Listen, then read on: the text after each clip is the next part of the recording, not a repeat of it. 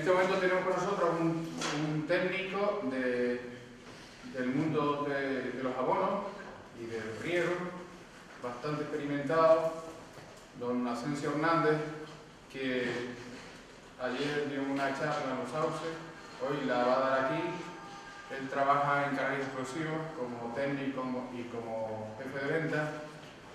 Y el objetivo de la charla es repasar, porque aunque todos tenemos ideas de abonados, repasar de manera sencilla cuáles son las características de los abonos y qué nos pueden aportar de la manera más racional para incrementar la producción de los cultivos, para aprovechar la aportación económica que cuesta un abono, obtener rentabilidad, la mayor rentabilidad por ello.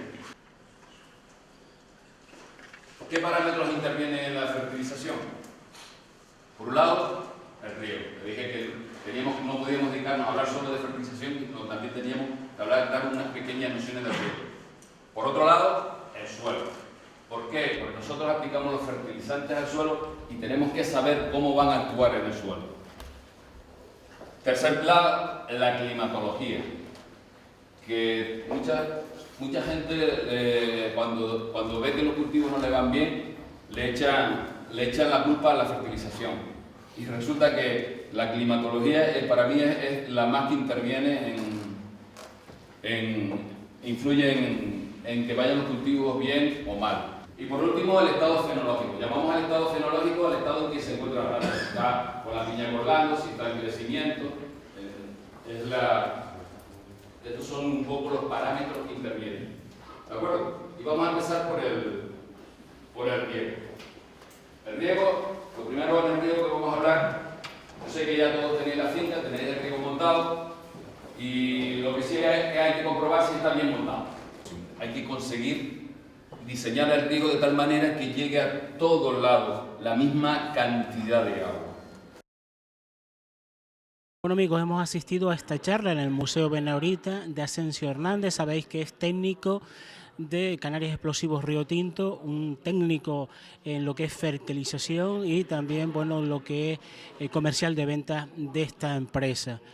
Hemos aprendido bastante, sobre todo la fertilización, los riegos, bueno, todas esas cosas que influyen en que nuestras plantas puedan ser bien abonadas. Vamos a saludarlo.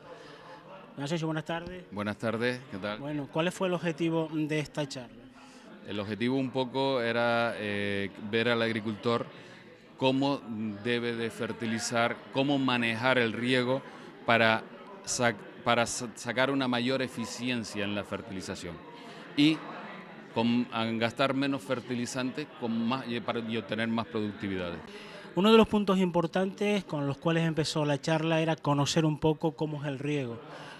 Tuvo una pequeña aproximación a lo que fue las abonadoras, conocerlas y tener en cuenta lo que es el caudal y la presión de los aspersores, que es muy importante. Sí, o sea, nosotros el plátano aquí en La Palma se suele fertilizar a través del riego. Si se riega mal, si se maneja mal el riego, se fertiliza mal. Entonces la planta no puede aprovechar todos los fertilizantes que aplicamos. Entonces, una vez que quisimos dar unas nociones de cómo se debe manejar el riego para obtener una uniformidad y poder fertilizar bien.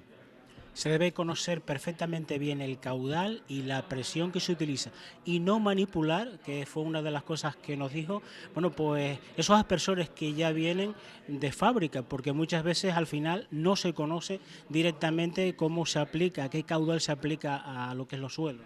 Bueno, cuando se diseña un riego, los aspersores que se seleccionan vienen de fábricas establecidos con unos caudales.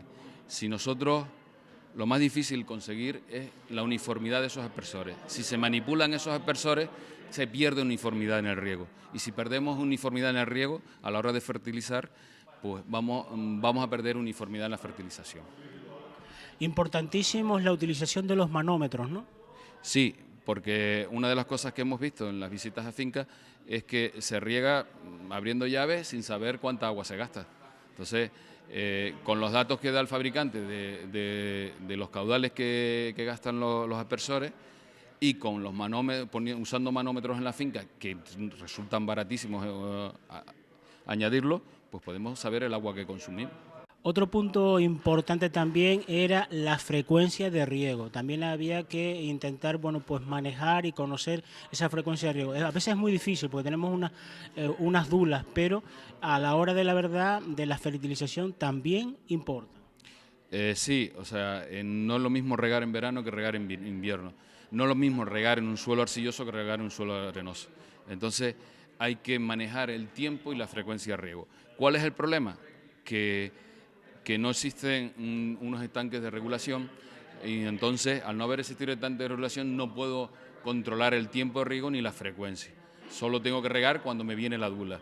Entonces, si no puedo controlarlo, he de conocer cómo funciona el agua con el sistema que tengo para corregir la fertilización e intentarla hacerla lo más homogénea posible. A la textura del suelo influye a la hora de fertilizar y la cantidad de fertilizantes que tenemos que utilizar.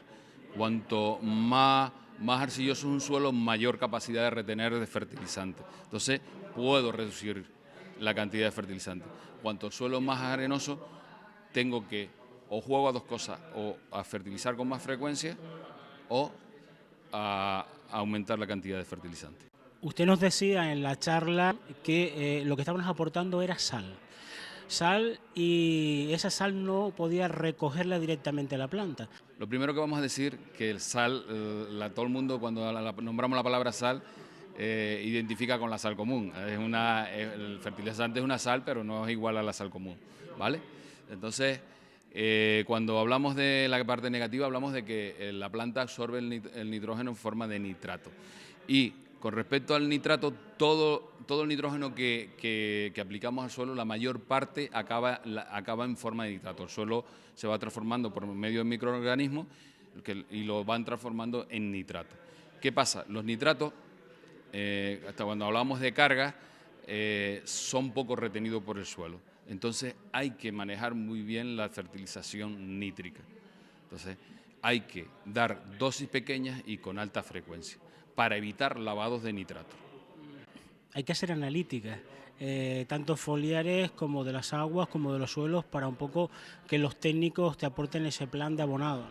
Sí, vamos a ver, en las analíticas lo que vemos es la fertilidad del suelo, o sea, vemos si un suelo tiene exceso, tiene bastante fertilizante, entonces podemos reducir la abonada, vemos si el suelo tiene exceso de sales, si tiene exceso vemos el equilibrio entre los cationes cambiables y entonces si el suelo está desequilibrado, pues con las analíticas lo vemos y lo que hacemos es hacer enmiendas de corrección.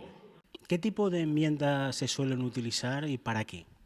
Bueno, las enmiendas pueden ser orgánicas, el objetivo es añadir materia orgánica al suelo y la materia orgánica al suelo lo que hace es mejorar por un lado la estructura, por el otro aumenta la actividad microbiana, aumentando la actividad microbiana, pues pone a disposición de las plantas elementos que pueden estar bloqueados. Después está la enmienda para corregir suelos sódicos, suelos salinos, que es aplicar calcio, que se suele utilizar en yeso agrícola, y en función de cómo nos dé el suelo, establecemos la cantidad de yeso agrícola a utilizar. Y después hay una enmienda cuando los pH son bajos, que eso nos suele pasar aquí en la zona de los sauces, pues es utilizar carbonato cálcico o dolomita. Entonces el objetivo es subir pH y que el suelo se enriquezca con cationes cambiables como el calcio y desplazar hidrogeniones. Todos los agricultores nos preguntamos de qué se alimenta nuestra planta, la planta del plátano en este caso, porque puede haber de tomate o cualquier otra planta. Pero, y sobre todo porque estamos buscando siempre un abono que sea la panacea. Nos decías a micrófono cerrado que nunca la hay, ¿no? No hay ningún abono que sea la panacea. Según la finca, según el cultivo, según cómo esté el suelo, pues va mejor un fertilizante o va mejor otro. En la planta nosotros aplicamos fertilizantes para alimentar la planta, pero la planta no se alimenta del fertilizante que aplicamos. El fertilizante en medio acuoso, con el agua, se separa en lo que dijimos antes, un anión y un catión. Entonces la planta coge aniones y cationes por separado. Y la charla hoy lo que estamos explicando, cómo se comportan esos aniones y esos cationes, para a la hora de establecer cuántas veces aplicarlo en el tiempo de aplicación, cuándo tenemos que aplicarlo, con qué frecuencia. Entonces, vimos de los elementos principales que necesita la planta, vimos las distintas formas que lo puede coger. Entonces, según la forma, se aplica con más frecuencia o menos frecuencia. Bueno, ¿cuáles son los factores que influyen en la fertilización? Si hablamos, por ejemplo, de meteorología. Bueno, la meteorología influye en la actividad de la planta. Estamos hablando de platanera, el plátano es un cultivo tropical y entonces con mayores temperaturas más actividad tiene. Si tiene más actividad, más fertilizantes demanda, más comida necesita. Entonces, según la meteorología, cuanto más nos vamos al verano, más fertilizantes necesita. Cuanto vamos al invierno, menos cantidad de fertilizantes necesita. Esa es cómo influye la meteorología, por la actividad que tenga la planta. Si hay lluvias continuadas, normalmente nos recomendaste que se hiciera aportes de fertilización, sobre todo porque si se pasa más de un mes y algo sin fertilizar, pues la planta va a sufrir, ¿no? Bueno, una de las costumbres que hay en La Palma es que mientras está lloviendo no se fertiliza. ¿Por qué no se fertiliza? Porque los fertilizantes se aplican a través del riego. Si no riego, no fertilizo. ¿Pero eso qué significa? Eso no significa que la planta no siga viviendo, ¿vale? Entonces, normalmente las lluvias suelen coincidir con el periodo de menor desarrollo, de menor demanda de fertilizante. Pero si las lluvias se prolongan durante mucho tiempo, yo he de aplicar fertilizante. Entonces, estamos hablando de que cuando se prolonguen las lluvias hay que hacer una abonada, por lo menos a mano, para que esa planta tenga fertilizantes disponibles. ¿Por qué es importante hacer analíticas de suelos y de agua? Y máximo cuando estamos en la IGP. Bien, la importancia es que nosotros, los técnicos, preparamos los programas de abonado en base a cómo está el suelo y cómo me va a modificar el agua ese suelo, ¿vale? Si yo no conozco el agua, no puedo prever lo que tengo que hacer para luchar, contra la degradación del suelo que me va a provocar esa agua, dependiendo de la calidad. Cuando las aguas son muy buenas, suelen haber aquí en el norte, con 300 microsiemes, lo que tiende es a lavar suelo. Entonces lo que se produce es una acidificación del suelo, ¿vale? He de conocer esa agua, porque yo he de prever y actuar en base a lo que va produciendo el agua y aplicarle fertilizantes que amortiguen lo que va a provocar el agua en el suelo. Cuando en esta zona, en la zona de los llanos, las aguas son de baja calidad y entonces me aportan mucho sodio. Pero de saber si realmente, porque me puedo encontrar una finca que esté regando con un agua de baja calidad y al lado esté una con una agua de buena calidad. Entonces, de conocerla para actuar en función de los fertilizantes. La conductividad es un factor limitante a la hora de la producción. Entonces, nosotros cuando solemos abonar y no tenemos posibilidad de mejorar el agua, nos limita la cantidad de fertilizante que podemos utilizar. Entonces, gastamos menos fertilizante. Las productividades pueden ser más bajas, pero el factor limitante es el agua. Nos decías ya como conclusión, aparte de darle las gracias a las personas que acudieron aquí a esta charla, que rara vez los problemas en el cultivo dependen de la fertilización. ¿Por qué? La idea del agricultor que cuando ve que el cultivo va mal es culpa de la fertilización. Y para que sea culpa de la fertilización hay que hacerlo muy, muy mal.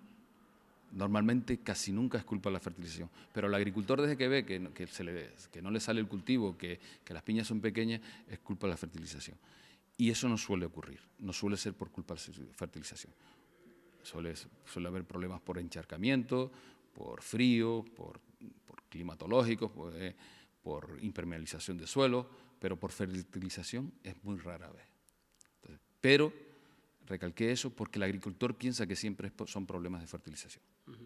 Quiero aprovechar también la ocasión para preguntarte por tu empresa, una empresa que yo creo que es líder en Canarias, sobre todo no por el trabajo que viene realizando desde hace tantos años, sino por la investigación que se hace con los productos, con la puesta en desarrollo de productos específicos para distintos tipos de suelos y distintas zonas, que hace que, bueno, pues sea mucho mejor que esos productos que vienen a un nivel general y que se aplican, bueno, en nuestros cultivos, ¿no? Nosotros hace muchos años montamos un laboratorio de diagnóstico agrícola y desarrollo.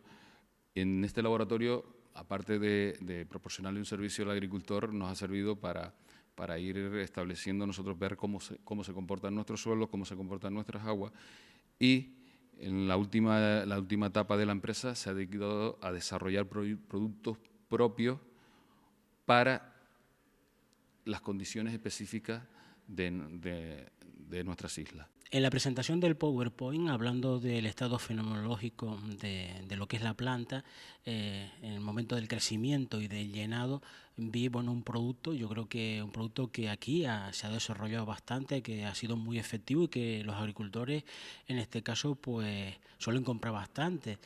Háblanos de ese producto, que fue un producto desarrollado específicamente para esta zona, como el Howard.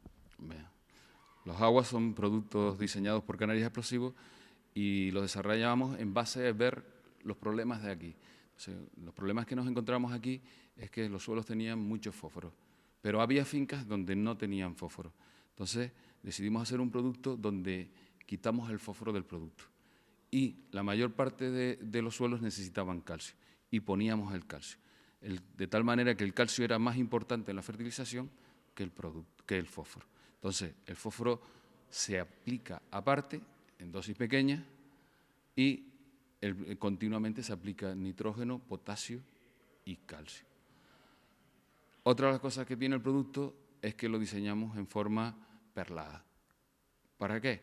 Para que las abonadoras salgan más lentamente, se aguante durante el tiempo, ¿vale?